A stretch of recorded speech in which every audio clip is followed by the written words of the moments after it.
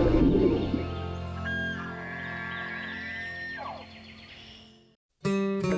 Afield. Every week, Kentucky Afield brings you features on hunting and fishing across the state. What a nice fish. It's an opportunity to hopefully get that bird in the lake. Hey, we got another one over here. There he is. Ooh, a nice one too. Boy, he's healthy. What do we got? That was awesome. Got the first belt. Barely made it out of the field. Got one big smallmouth. Very nice. Double point, they're in there. There they go. Look at that joker. Woo! That's a good one there. Look at that. Beautiful. Whoa, this is a good one. That's better than good, Chad. Hello and welcome to Kentucky Afield. I'm your host, Chad Miles. Join us as we journey the Commonwealth in search of outdoor adventure. This week, we have a little bit of something for everyone. First, we're hitting the woods on a rabbit hunt using birds of prey. Then we're headed down to the Kentucky River to bank fish in search of sauger. But first up, deer season is over with modern firearm and snow is in the forecast, making it a perfect time to hit the field for a varmint hunt. Well, Chuck, we're out here in Henry County. This is your deer hunting farm, your turkey hunting farm, your rabbit hunting farm. That's it. Today it's a little different though. Yeah, gonna be a little coyote hunting farm. Yeah, we're gonna do a little bit of predator hunting, primarily focusing on coyotes. Yep. It's a cold morning, got a layer of snow on the ground. Mm-hmm.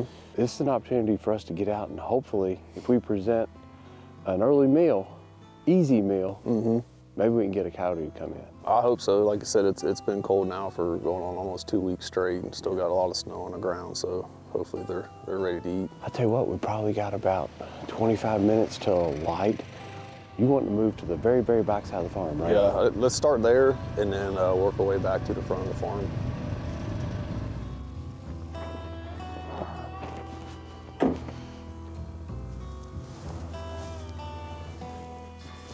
It should be good. That's how it's going to be going. Okay. We should have it in our face the whole time we're going in there. And once you get down there, how far do you think we'll be able to see, like, for shooting lanes? It's going to be kind of tight, but as clear as it is with snow, we may be able to get, get a good window, get a little further.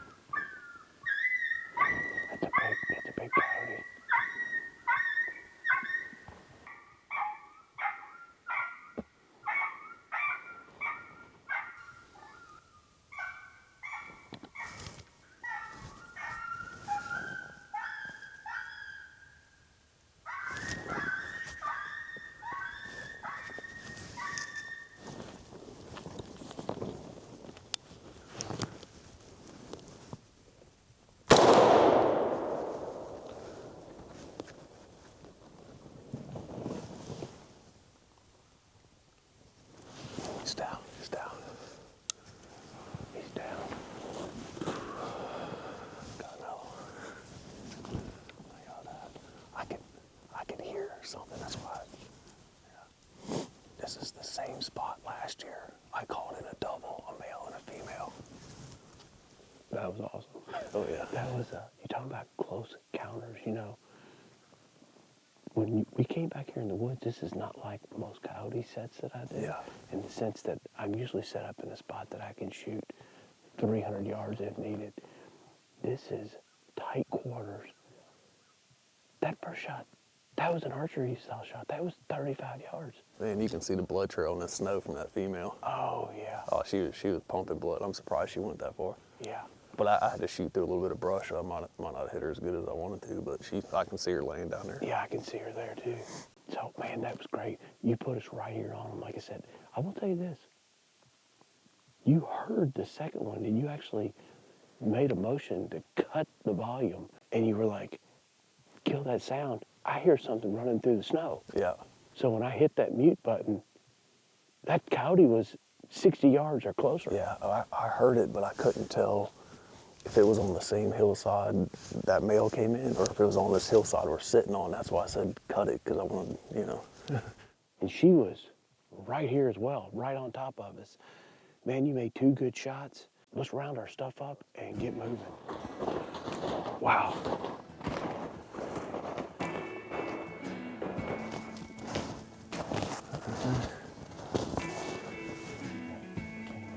I think it went that way.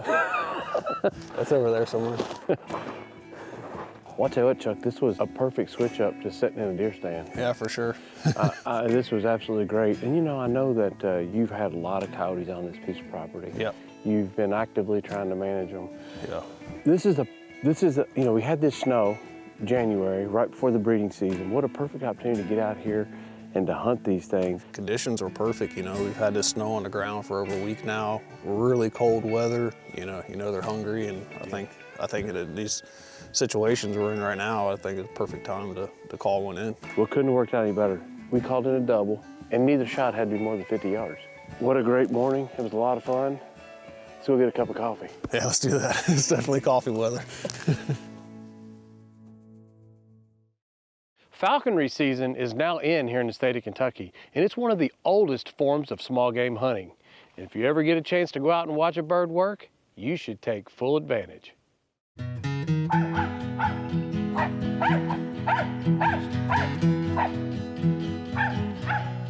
fox squirrel's up there in the fork, you see it? Halfway, a little more up in that tree, the big tree the squirrels, the dog's facing.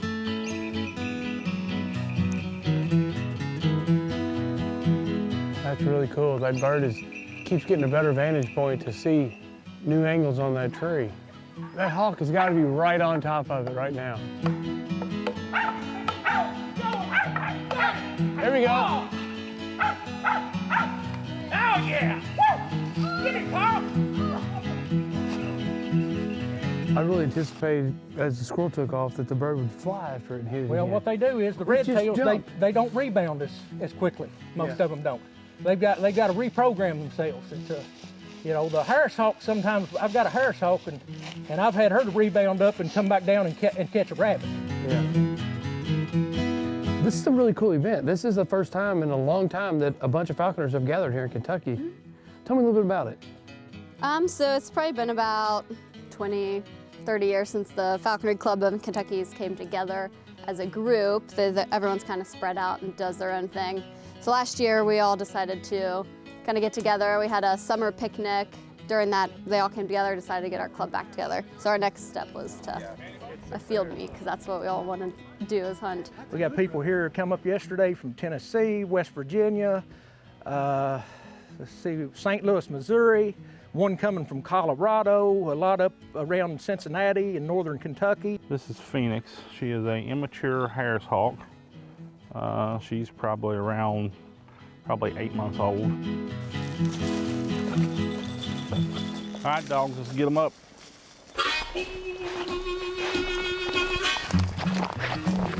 Come on, Anna. Here, get in there, Peter. There it goes. Oh! There goes another one. There she goes. This style is called following on, and basically the bird just follows us through the timber just like the dogs follow us. He'll leapfrog from tree to tree to tree. And you'll notice when the dogs bark, as soon as the dogs start barking, most of the time the birds will fly over and get right over top of the dogs because they've learned that the dogs are what's going to put the game up.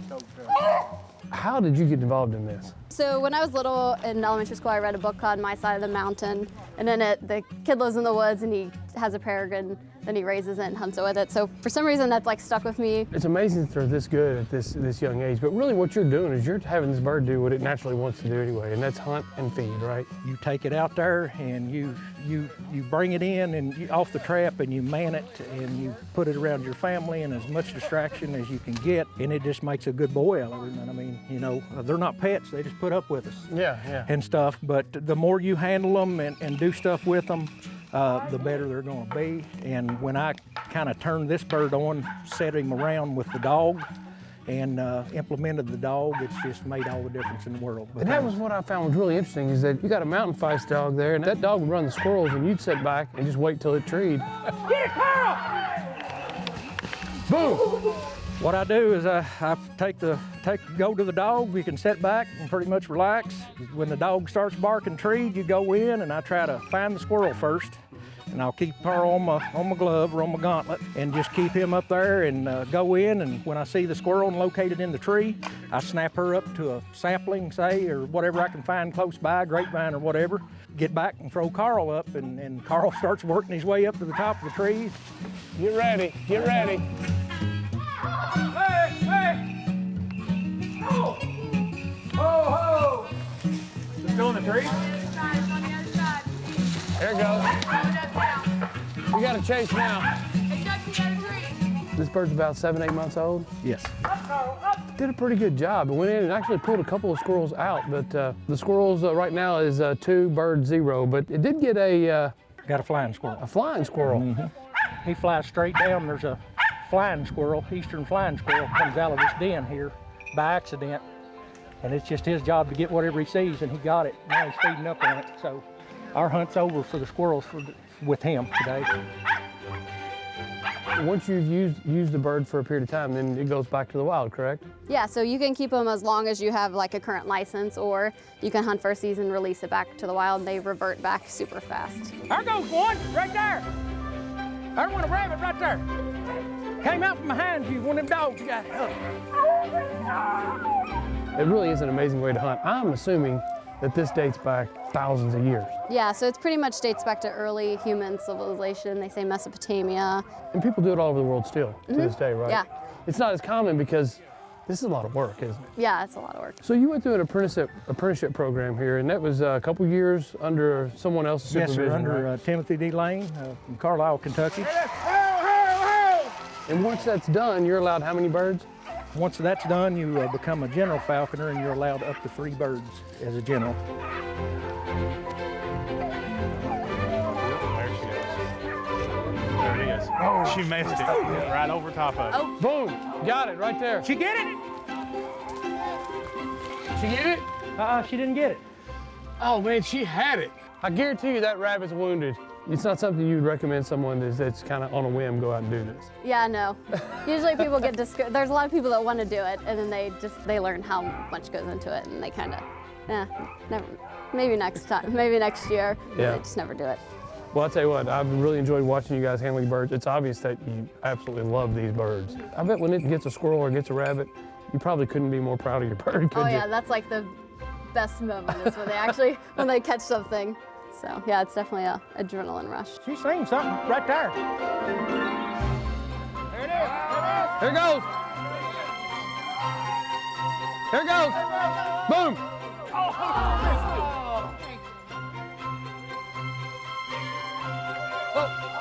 Did she get it? Yeah, she got it. She got it. Good girl.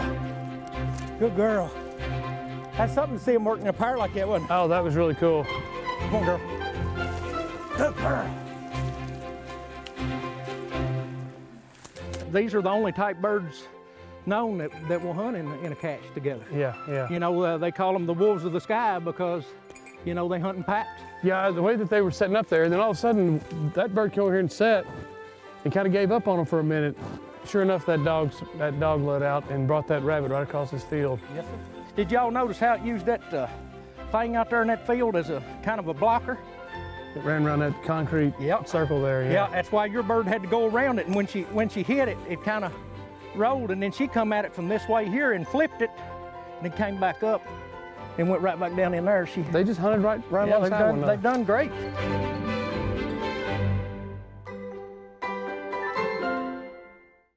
Sauger is one of the best tasting fish here in the state of Kentucky, and it provides many opportunities in the winter, even from the bank.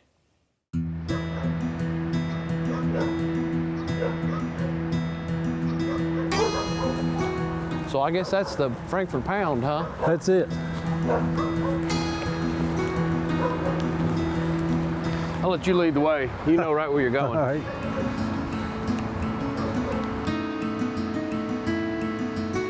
So I guess the very first thing you do when you go sauger fishing is you kind of look at how much flow you got and how much weight you're going to need to keep it on the bottom, huh? Right. The last year, it's been hard to find a date to get on the river where it's not blown out. Well, with so much rain that we've had, yeah, it's really changes from one day to the next.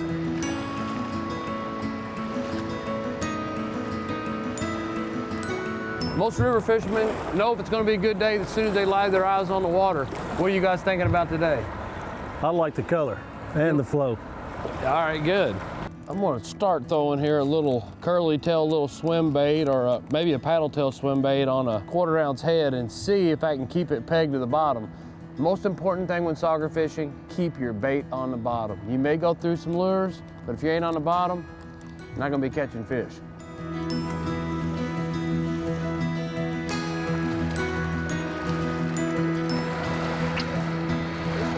I'm from Bourbon County. Okay. Yeah, so I was raised in a little town, North Middletown. Yeah. We all probably grew up on Stoner Creek. And then when we came to Frankfurt, naturally we came to a bigger body of water.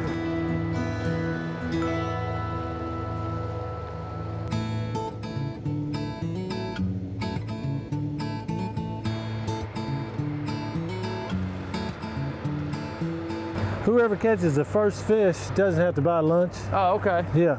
Okay. We go starve. We go starve.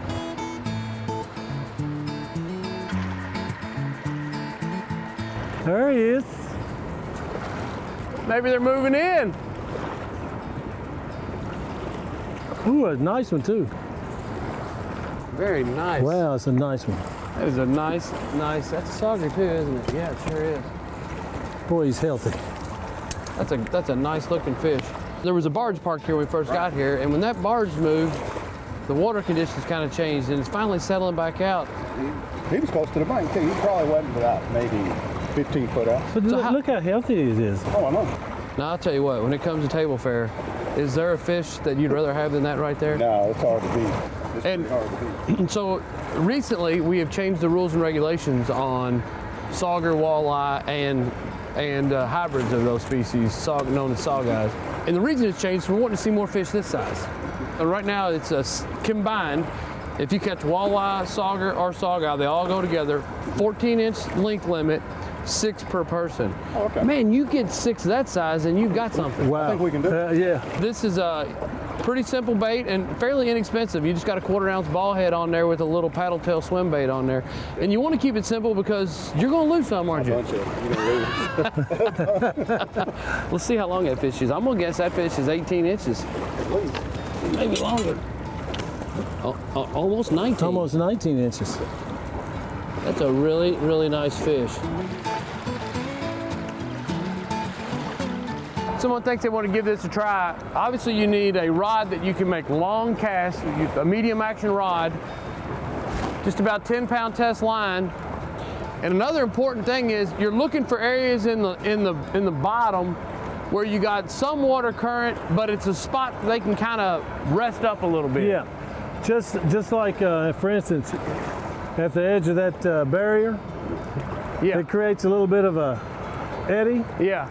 And that's a great ambush point for these type of fish anyway. It gives them a break and it takes the bait and pulls the bait right to them. The bait comes right into them. Yeah. You know. Now, Mark, you're no stranger to fishing right here around Frankfurt in the river, are you? No, I've been fishing this part of the river and all the river in Frankfort here for all my life, pretty much. Yeah. It's just something we always did as a kid. Just come down here to fish. It's close, it's convenient. You never know what you're going to catch. You got him? Nice. There you go. Looks like a pretty good one. Oh my gosh, look at that, Sauger. Look at that.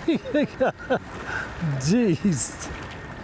And there's what you caught it on right there, little Bass Pro. Bass Pro with the lead head on it. Mm-hmm. Man, what a nice fish. Look how healthy and thick this is.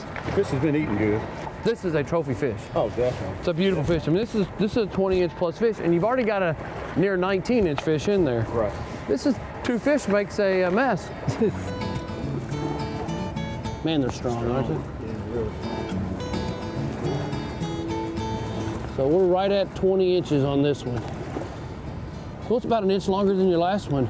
Come down here and catch 1 or 2 of those, and you've got yourself a mess fish. It makes it worthwhile. And we talked about fishing out here off the bank. You know, a lot of people would think, well, there's no chance you're going to catch such a trophy fish off the bank. I'm sitting right here in downtown Frankfort. It's not like we've traveled to the deep extreme somewhere where there's no pressure. About 2 miles from my house. 2 miles from your house, come down here and you catch a beautiful, beautiful fish like this. Look at that. Wow. And Bill, you said it perfectly. If you're a person that you got an hour or 2 after work and you don't want to mess with dealing with your boat, you can still run down here and run on the edge of the bank and make a couple casts. You never know what you may catch. This is what's here. Yeah. Yeah. I'll tell you what, I think our day's going to get cut short. I believe it's going to start raining, but you know, considering you just came down here to spend some time, catch some trophy fish like this, it don't get any better, does it? No, not at all. Out of all the fish species we have, game fish species we have in the state, these, in my opinion, are some of the most beautiful. They got that real distinctive, real flat nose, and they get in these areas and they can cut the water. But I really appreciate you guys having us out. Who would have thought? Right here in downtown Frankfort, you can walk down and catch a couple of trophy fish. It's the good kept secret, but I believe it's going to get out now. You know what? You got 2 really nice ones today, and you know what? I'll be back. Certainly. Thank you. Hopefully we'll have to get out and do something else sometime. Anytime. Well, I appreciate it. Thank you, guys. Thank you, Bill, for asking me to come with you. Yep. Now let's check in and see who else has been out having fun in this week's Ones That Didn't Get Away. Here we have Laura Orshaw with her very first deer. This deer was taken in Shelby County using her grandpa's old Marlin 30-30. Nice job. Here we have 10-year-old Grayson Webb, who took his very first deer on the opening day in Cumberland County. Check out this impressive buck that was taken by Gary Houchin in Edmonson County. He said this was his 50th year deer hunting. Nice job. 9-year-old Presley Smith took this beautiful 10-point buck in Perry County. She said it's going to be hard for her to top this one. Nice job. Check out this impressive big-bodied buck that was taken by Scott Stoll. This buck was taken in Breckenridge County. Definitely his best, he said, scoring 175 inches. Here we have Lila Hall, who said she got it done on the opening morning in Carter County. This deer green scored 160. Nice job. Sam Fulton got out and caught this nice largemouth bass on a spinnerbait while fishing a friend's pond in Laurel County. Here we have 7-year-old Amelia Lucas with her very first deer. She took this doe in Breckenridge County. Nice job. 8-year-old John went woodcock hunting in Mason County and took a few birds while hunting with his dog. Nice job. Here we have 13-year-old Evan Brown with a wood duck that he harvested at Ballard WMA during the youth waterfowl hunt. Mason Lowe said he had been watching this 12-pointer all season and finally got his chance to take this nice buck in Pike County. Congratulations. 9-year-old Ben Cecil took this nice 5-point buck while hunting with his dad on the family farm in Grayson County. 11-year-old Jake Honnell took this nice buck on the family farm in Grant County. This deer was taken on the opening morning of gun season. Are you looking for something to get into outdoors this week? Well, it just so happens that the late fall turkey season runs from December the 6th to December the 12th. Good luck. And remember, hunting and fishing on private property is a privilege. Always ask permission and thank the landowner. Until next week, I'm your host, Chad Miles, and I hope to see you in the woods or on the water. Hunters, anglers, boaters, paddlers, trappers, and wildlife watchers, this one's for you. We're launching regional pages across Kentucky, tailored to where you live, fish, and hunt. Want to know when and where fish are being stocked near you? When new public lands or water access sites come online? How about the season dates and bag limits specific to where you're hunting? Now you'll get real-time updates, local opportunities, and expert tips straight from the biologists, educators, and game wardens in your region.